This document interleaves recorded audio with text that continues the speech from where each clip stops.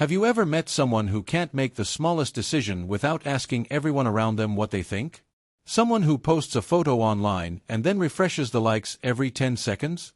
Someone who says, sorry, even when they've done absolutely nothing wrong, just hoping you'll reassure them that they're okay?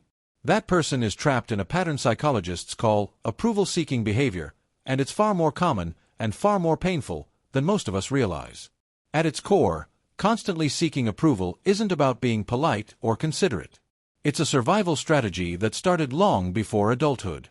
It's the mind's way of saying, if everyone likes me, no one will abandon me. If everyone approves of me, I must be safe. But here's the uncomfortable truth. The more you chase other people's approval, the less you actually get the one thing you're desperate for: genuine love, respect, and belonging. Because real connection doesn't come from being universally liked. It comes from being authentically known.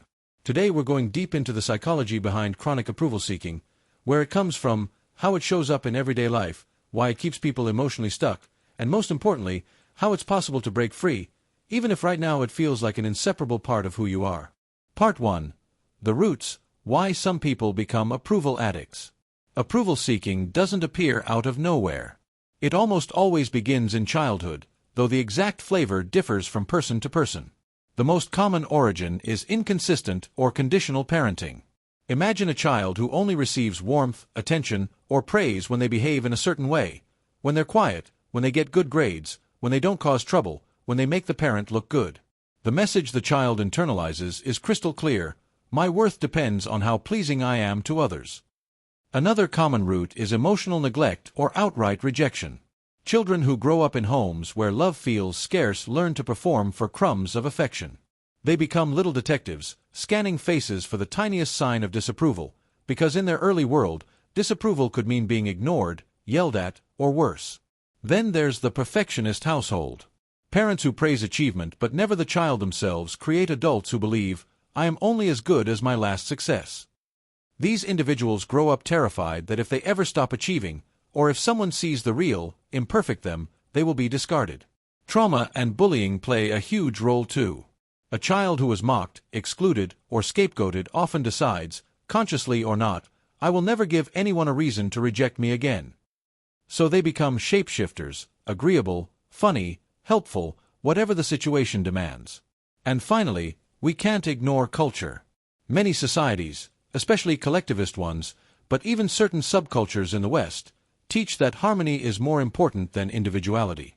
Speaking up, saying no, or standing out can be seen as selfish or rude. In those environments, approval seeking isn't just a coping mechanism, it's presented as a virtue. The result: a nervous system that is wired to see other people's opinions as oxygen. Without constant reassurance, anxiety floods in. The person feels shaky, empty, unworthy, like they might disappear if no one is looking at them with approval. Part 2. How approval seeking shows up in adulthood. By the time we're adults, approval seeking has usually gone underground. It hides behind socially acceptable behaviors, so most people don't even realize they're doing it. Let's look at the most common signs. First, difficulty making decisions without input. These individuals will poll friends, family, even strangers online before choosing a restaurant, a haircut, or a career move. It's not that they want advice. They want someone to take the emotional risk of choosing for them, because if the choice turns out badly, they won't have to feel fully responsible. Second, chronic people-pleasing. They say yes when they want to say no. They over-apologize. They twist themselves into pretzels to avoid conflict. They'll stay on the phone for hours listening to someone else's drama even when exhausted, because saying, I need to go, feels terrifying. Third, hypersensitivity to criticism. Even mild feedback can send them into a spiral of shame. They replay conversations for days, convinced the other person now hates them. Fourth, performative humility or self-deprecation. Phrases like, oh, it was nothing, I got lucky, or constant fishing for compliments. Do you think this looks okay? Be honest. Are attempts to control how others see them. Fifth, social media addiction. Likes, comments, and followers become measurable proof of worth. A post that gets low engagement can ruin an entire day. Sixth, difficulty celebrating their own successes. When something good happens, their first impulse is to downplay it or immediately share it for validation. Sitting with pride on their own feels dangerous, like they're not allowed to feel good unless others confirm it. And seventh, perhaps the most painful, choosing relationships that feel familiar, not healthy. They often end in contrupt with critical, controlling, or emotionally unavailable partners, because those dynamics echo childhood. Deep down, they believe, if I can just get this difficult person to love me, then I'll finally prove I'm worthy. Part 3. The Hidden Costs. What approval seeking actually steals. On the surface, being nice and agreeable seems harmless, even admirable. But over time, the price becomes devastating. Resentment is the first casualty. When you constantly override your own needs, anger has nowhere to go except inward or sideways. Approval seekers often describe feeling quietly furious, at themselves, at others, at life, but they rarely express it directly. Instead, it leaks out as passive aggression, gossip, self-sabotage, or sudden explosive outbursts that shock everyone. Authentic relationships become impossible.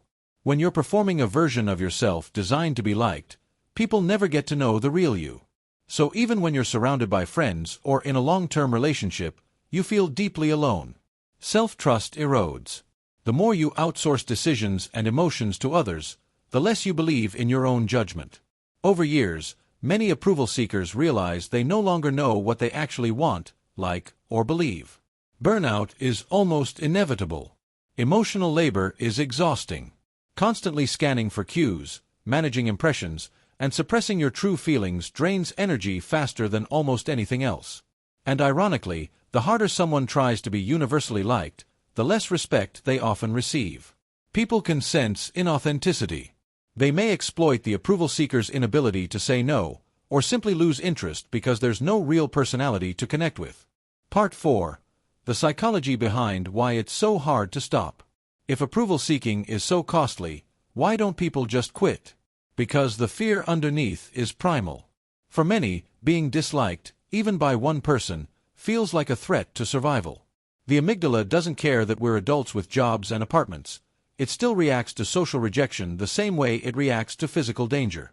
Brain imaging studies show that social exclusion lights up the same pain centers as a broken bone. There's also the sunk cost fallacy of identity. Many approval seekers have built their entire self-image around being the nice one, the helpful one, the one everyone likes. Letting that go feels like ego death. And finally, there's intermittent reinforcement, the most addictive reward schedule known to psychology. Every once in a while, the people-pleasing pays off spectacularly.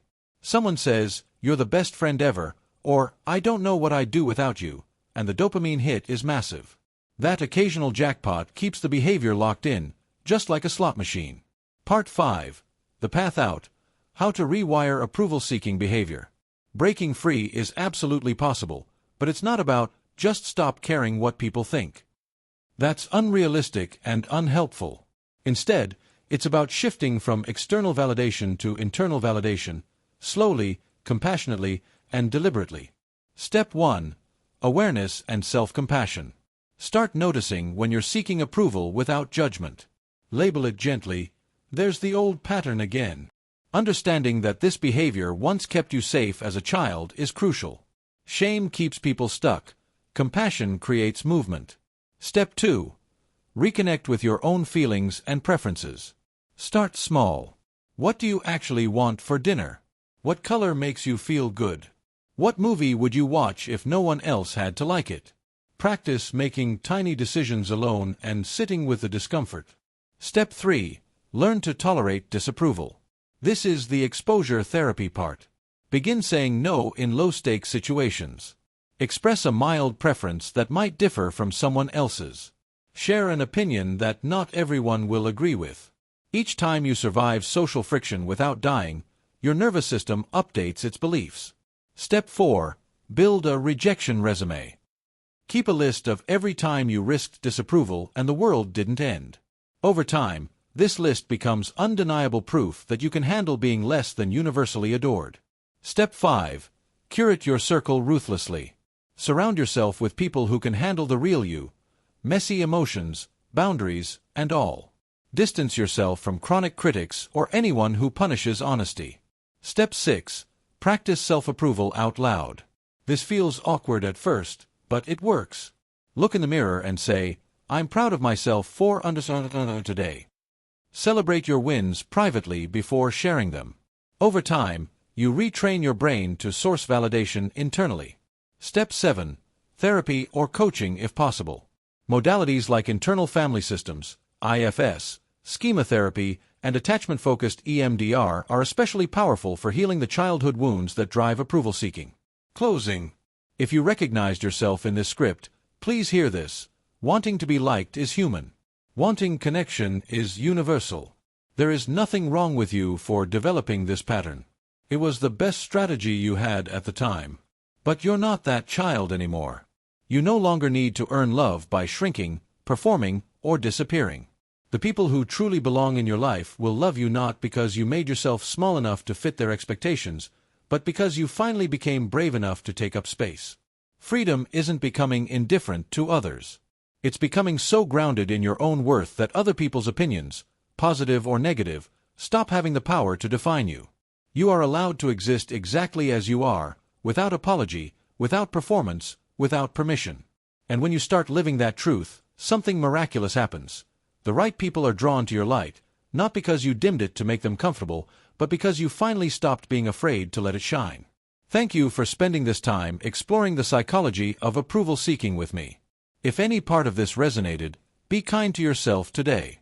You're already further along the path than you think.